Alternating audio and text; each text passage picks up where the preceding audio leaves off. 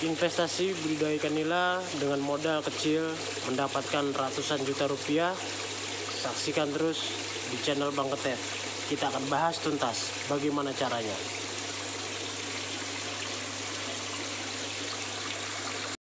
Selamat datang di channel Bang Ketep, channel yang membahas tentang budidaya ikan nila di kolam beton, kolam rumahan, dan tebar padat.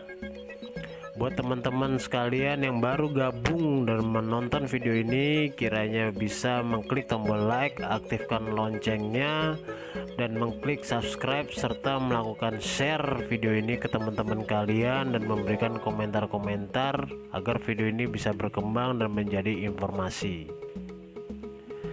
Dalam video kali ini, para sobat, saya akan membahas secara tuntas dan detail tentang anggaran atau nilai investasi yang harus dikeluarkan tahap awal untuk pertama kali melakukan budidaya ikan nila bagi para pemula nih.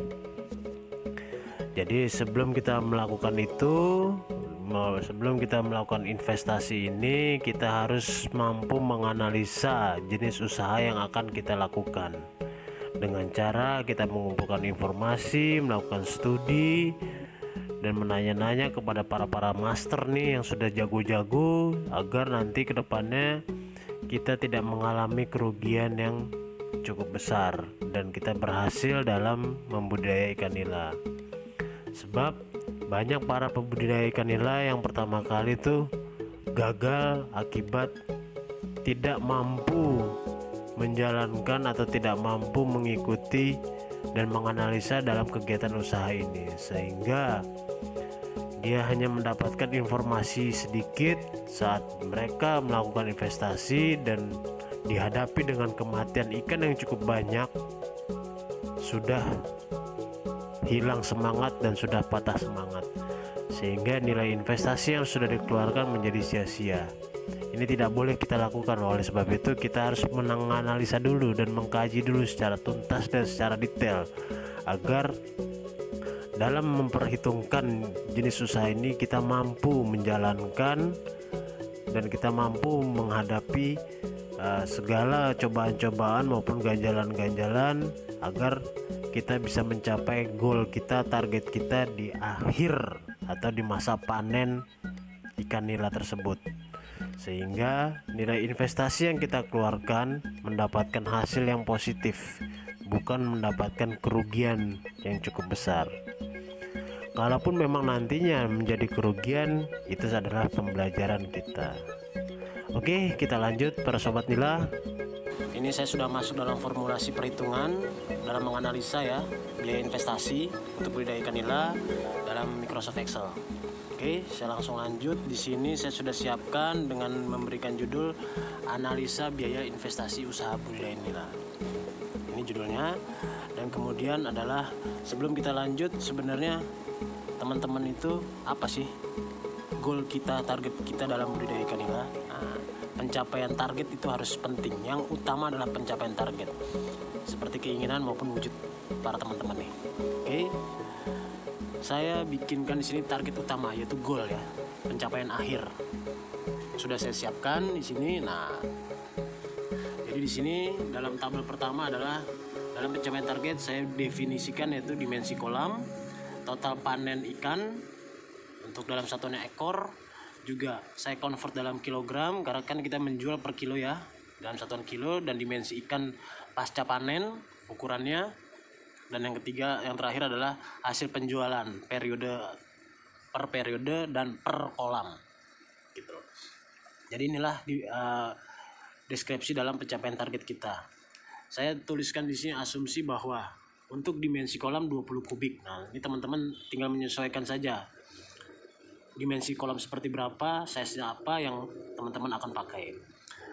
Kebetulan saya mengambil 20 kubik kolam saya ya. Dalam 20 kubik saya dapat menghasilkan dalam waktu 5 bulan itu 320 ekor, dan saya convert ke dalam kilogram mencapai 107 dengan dimensi ideal ikan pasca panen atau konsumsi, panjang 20, lebar 10, dan berat 300 gram atau 3 on. masa panennya saya memakan waktu 5 bulan, dan harga per kilo di sini di tempat saya Rp30.000, sehingga saya mencapai target akhir dalam rupiah sebanyak Rp3.200.000. Ini per satu kolam ya. Kalau saya punya 5 kolam berarti tinggal dikalikan 5. Jadi ini harus kita mindset dalam pikiran kita, apa sih target kita utama kita tuh dalam budidaya ikan nila. Kemudian lanjut, saya lanjutkan dalam pencapaian target tersebut beberapa faktor pendukung seperti, pendukung pencapaian target seperti adalah persentase kematian. Nah, persentase kematian ini tidak bisa kita hindari dan pasti akan terjadi kematian bibit. Nah, berapa banyak persentasenya nanti saya akan jelaskan. Yang kedua adalah total tebar bibit kita dalam satu kolam tadi dalam 20 kubik. Terus juga dimensi kolam yang kita gunakan, khususnya size-nya, ukurannya, dan ukuran bibit yang kita beli. Ukurannya ada yang ukuran 3 cm, 5 cm, bahkan ada yang ukuran 7 cm up. Jadi tinggal penyesuaian aja terhadap teman-teman. Oke. Terhadap itu semua saya mendapatkan kalkulasi. Nah, jadi dalam pencapaian target ini kita harus tahu dulu nih target-target bibit-bibit ikan ukuran berapa, media kolam yang kita pakai size-nya berapa, tebar padatnya nanti berapa, maupun tingkat kematiannya berapa. Nah, di sini saya mencantumkan kematian maksimal itu adalah 20%. Persentase maksimalnya adalah 20% dari tebar, dari saat kita tebar.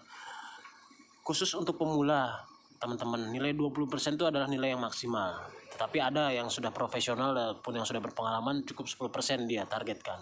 Lebih dari 10% mereka menganggap itu sudah kegagalan. Nah, kalau kita sebagai pemula lebih dari 20% atau mencapai 30% pastinya adalah rugi. Kita tidak berhasil. Tetapi dalam kerugian itu kita dapat pembelajaran yang cukup banyak, supaya di panen periode berikutnya kita tidak mencapai 20% lebih atau bisa di bawah 20%. Jadi dengan kapasitas tadi 20 kubik ini ya, dan ukuran ikan 5 cm, saya harus melakukan penebaran 400 ekor. Jadi bibit yang harus saya beli dalam kolam saya 20 kubik itu daya tampungnya 400 ekor dengan ukuran 5 cm. Jika teman-teman mendapatkan bibit nilai yang 3 cm, artinya bisa melakukan tebar itu di atas 400 ekor. Sebab kenapa? Teman-teman bisa saksikan per kubik idealnya adalah 20 ekor. Sampai dari ukuran 5 cm sampai pasca panen 20 cm. Itu idealnya adalah per kubikasi 20 ekor. Kalau mau lakukan tebar padat silahkan, tetapi ingat, semakin banyak kita tebar, semakin banyak, semakin tinggi tingkat persentase kematian yang kita akan alami. Dengan tebar 400 ekor, 20% itu target kita adalah 80 ekor untuk dipastikan mati. Syukur-syukur dalam realnya kurang dari 80. Tapi kalau lebih dari 80, nah kita harus cepat-cepat ambil tindakan dan merevisi. Karena banyak faktor yang mengakibatkan nilai tingkat kematiannya ini cukup tinggi. Dari faktor air, faktor cuaca, faktor media kolam, faktor pakan, faktor obat, vitamin, penyakit, dan sebagainya. Sehingga dari convert ini 400 bibit yang saya tebar dikurangkan 80 ekor yang tingkat kematian, mendapat 320 ekor dari selama 5 bulan. Jadi ini harus kita pahami benar-benar. Simple, sederhana teman-teman. Tetapi inilah target dalam pencapaian kita untuk berbudidaya ikan nila. Kalau kita tidak bisa mengkalkulasi ini, bahaya. Kerugian terus-menerus yang akan kita alami. Oke, kita lanjut. Nah, ini adalah penjelasan tebar bibit ideal per kubikasi tadi ya.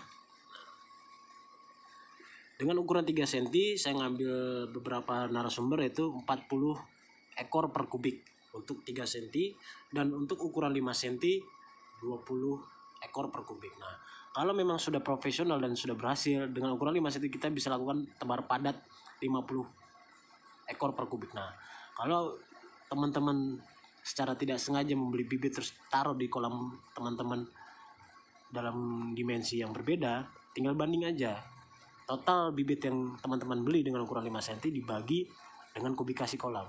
Apakah mencapai 50 atau di atas 20 atau di bawah 20. Kalau sampai benar-benar di atas 20 berarti teman-teman sudah lakukan tebar padat. Jadi ini adalah analisa untuk pencapaian target kita. Harus benar-benar dipahami.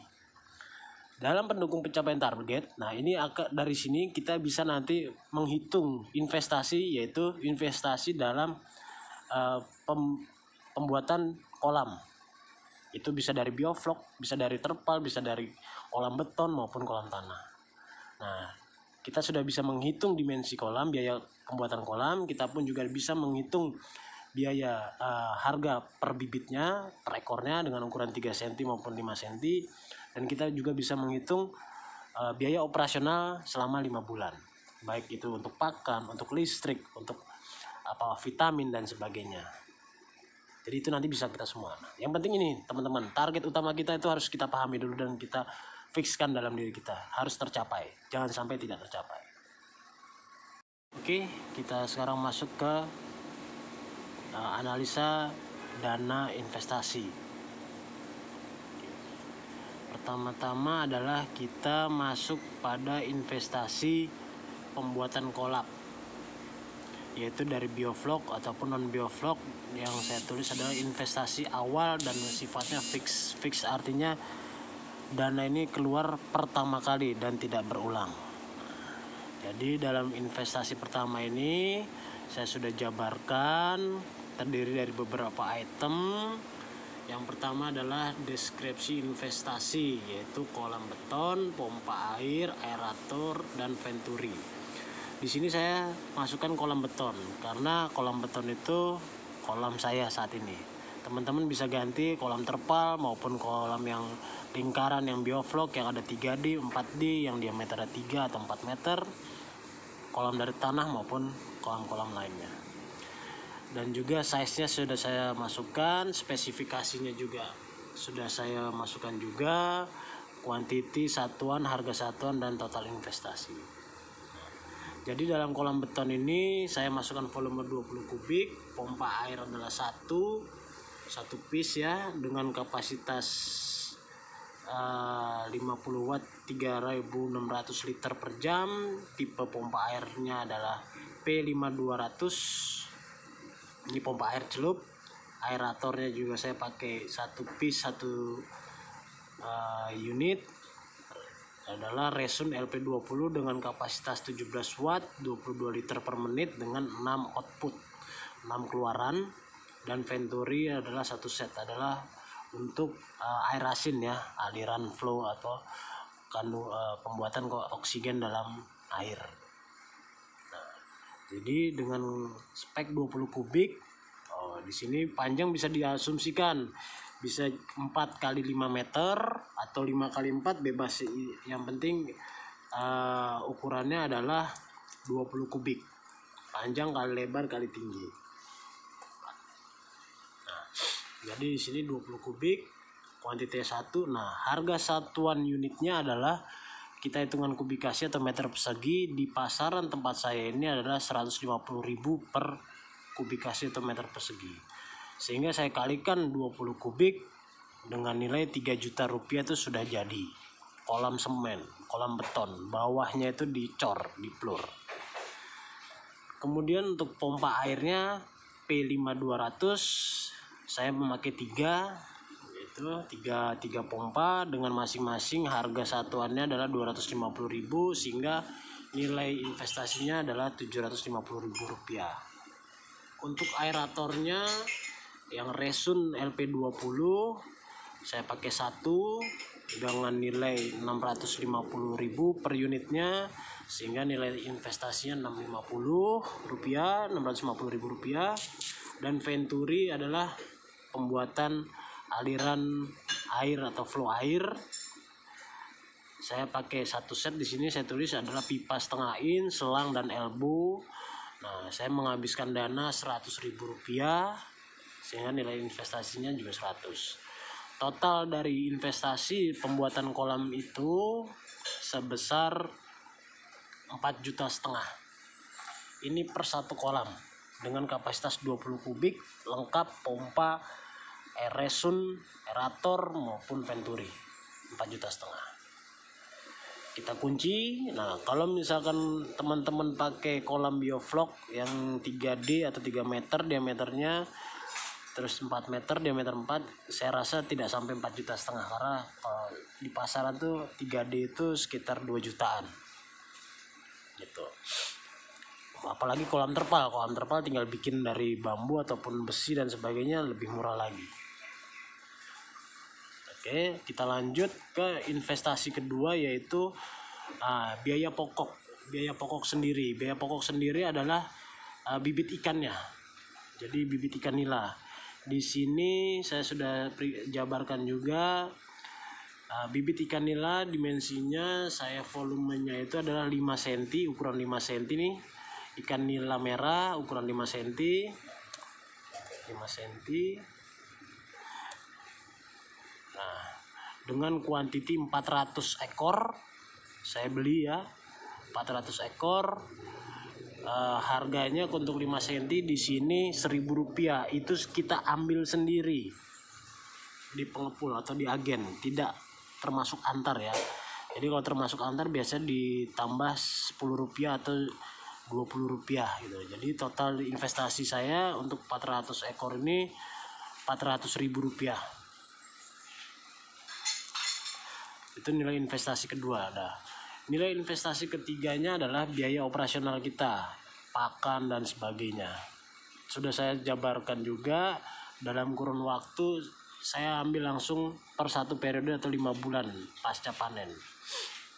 Nah, itu terdiri dari pelet F99 yang ukuran kecil tuh, pelet 781-1, 781-2, vitamin maupun biaya listrik, voucher listrik, token listrik. Nah, jadi saya sudah jabarkan kenapa saya pakai PF ini atau 781, karena berprotein tinggi. Setelah masa pasca panen atau ikan berukuran dewasa 12 cm up, teman-teman bisa rubah pelet, tidak perlu lagi 781, pakai yang lain untuk meningkatkan bobot berat ikan. Nah, sudah saya tuliskan kuantitinya masing-masing. Jadi untuk per 5 bulan ini, untuk pakan sendiri masing-masing tipe saya pakai 2 sak, yang per saknya adalah ukuran 30 kilo. Nah, ini harga satuannya untuk PF99 itu 220 per sak, 781-1-nya 240.000 per sak, 781-nya 340.000 per sak. Nah, vitamin tuh saya masukkan ya, termasuk ada E4, booster, garam dan sebagainya. Saya menghabiskan 200.000, dan token listrik selama 5 bulan per bulan itu saya asumsikan 100.000. Jadi total keseluruhan dari biaya investasi ketiga ini sebesar 2.300.000 untuk biaya operasional. Karena ini kan sifatnya berulang-ulang, jadi nilai ini adalah nilai konstan ya, kecuali teman-teman merubah jenis pakan pelet atau memix dan sebagainya, ini bisa berkurang. Jadi untuk nilai investasi global pertama, kedua, dan ketiga sudah saya breakdown, saya mencapai Rp7.200.000. Ini investasi pertama, dan ini adalah sifatnya tidak tetap untuk investasi pertama, tetapi untuk investasi yang kedua maupun yang ketiga itu sifatnya tetap. Sehingga dana investasi awal untuk kapasitas ikan 400 ekor, kapasitas kolam 20 kubik, lengkap dengan aerator, lengkap dengan pompa, resun dan sebagainya, termasuk vitamin dan sebagainya, sebesar 7.250.000, atau bisa kita genapkan 7,5 juta. 300.000 adalah dana taktis. Oke, jadi ini adalah nilai investasi kita dalam melakukan budidaya ikan nila dari investasi pertama, kedua, dan ketiga untuk kapasitas 400 ekor ikan 20 kubik. Jadi dari penjelasan saya pertama dengan nilai investasi, dari penghasilan pendapatan kita pasca panen dan nilai, pasti sudah ketahuan apakah kita mendapat untung atau tidak. Teman-teman udah bisa asumsikan sendiri. Oke, kita lanjut. Kita masuk ke pokoknya, adalah keuntungan ataupun kerugian.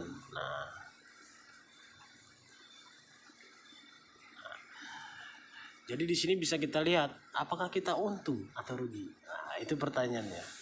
Banyak yang berasumsi rugi, banyak berasumsi untung. Tetapi kalau saya pribadi, ini adalah peluang bisnis yang baik, yang menguntungkan.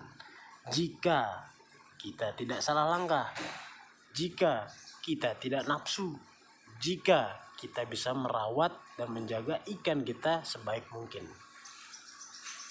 Karena faktor-faktor eksternal pengganjal keberhasilan kita tidak bisa kita pungkiri dan tidak kita bisa rencanakan. Tanpa kita duga, kesialan ataupun ketidakberuntungan akan datang. Banyak kejadian. Oke. Jadi untung apa rugi? PS untung atau rugi? Kita bisa lihat.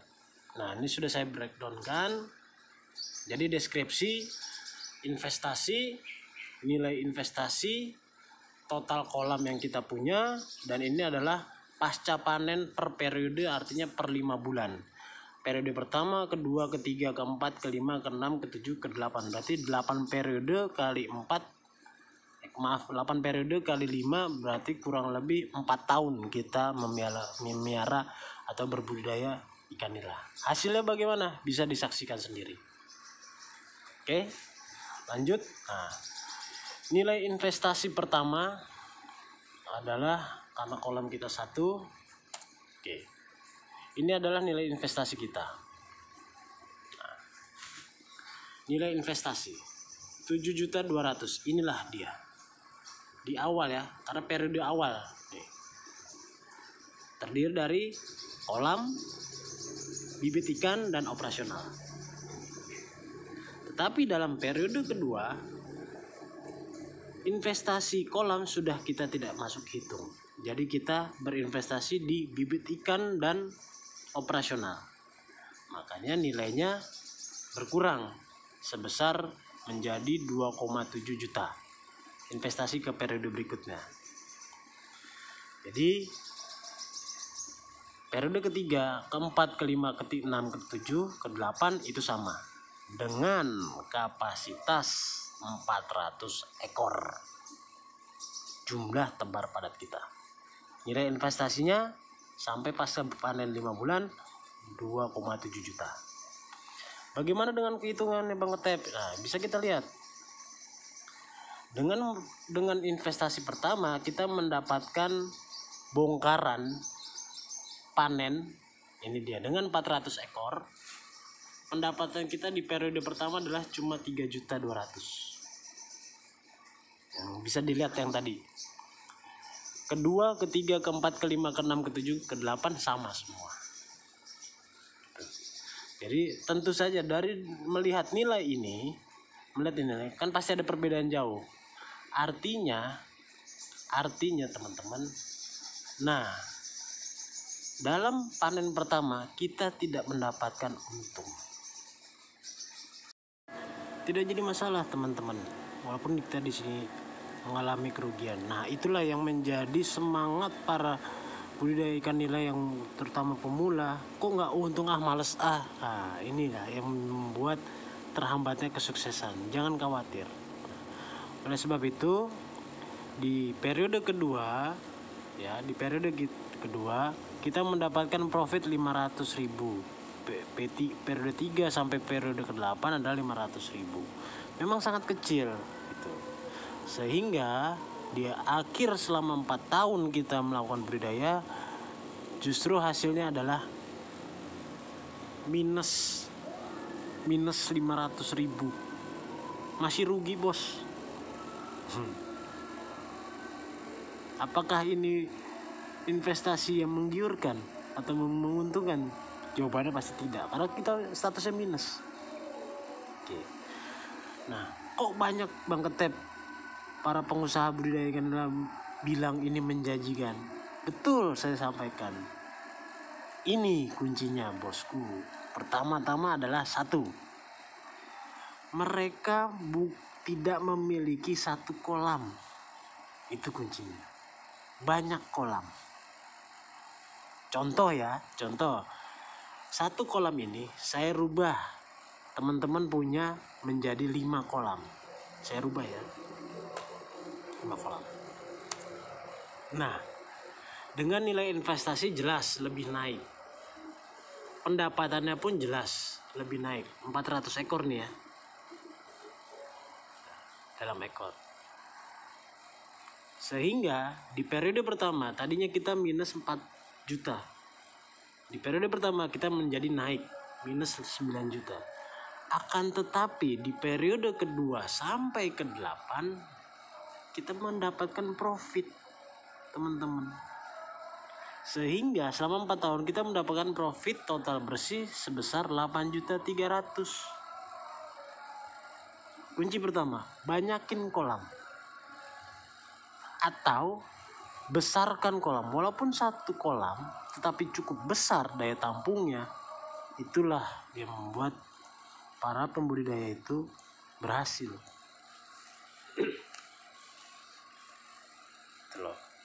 Jadi jangan berpikir rugi. Ya memang betul rugi jika kita satu kolam dan pakai kolam yang istimewa, bukan kolam terpal ataupun kolam tanah. Jadi satu adalah banyakin kolam.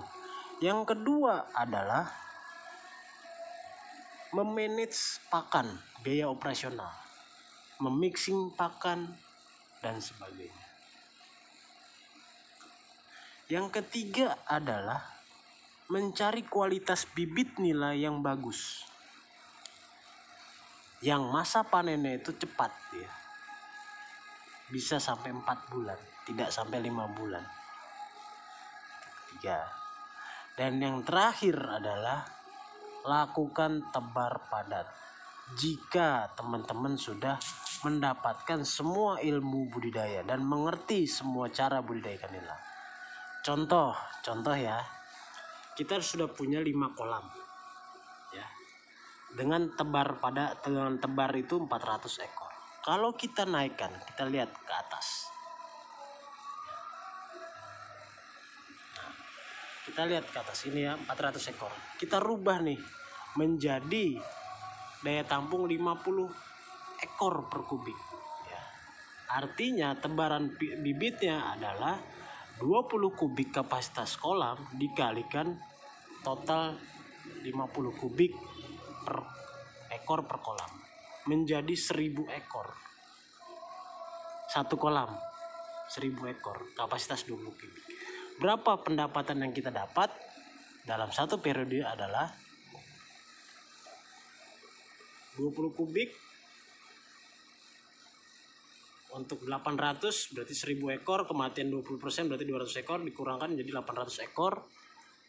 Convert ke kilogramnya menjadi 267, dikalikan nilainya per kilo menjadi 8 juta. Nah, per satu kolam per satu periode 8 juta. Kita punya 5 kolam, kalikan 40 juta, bosku. Sehingga di bawah ya, di tadi profit, tabel profit. Ini dia, bos. Ini dia kawan-kawan. Jadi setelah kita naikkan kolam bertambah menjadi 5 dan kapasitas ikan lakukan tebar padat per kolam 1000 ekor, nilai investasi menjadi 39 juta dan nilai pendapatan 40 juta. Dalam periode pertama kita tidak lagi minus, melainkan ada keuntungan walaupun kecil ya, menjadi 1 juta rupiah.